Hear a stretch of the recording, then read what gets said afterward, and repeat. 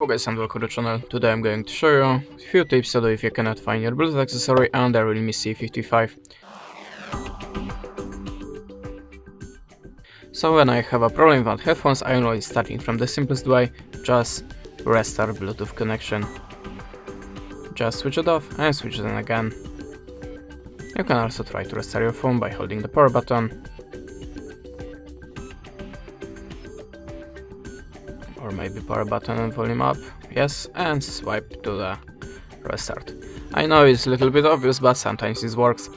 So, at the start you have to be sure that your Bluetooth accessory is visible for other devices, and in the most gadgets you need to enable pair mode. How to activate pair mode you will find in the manual to your device or maybe on your YouTube channel. In my case I have to click 3 times this button. Sometimes you have to push any button for a few seconds, for example. You have to check it by yourself.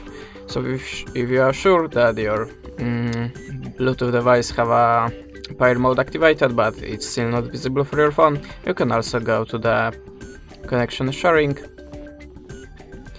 then slide down, not here, just slide down to the additional settings and look for the reset. Backup and reset, tap on it and choose reset phone.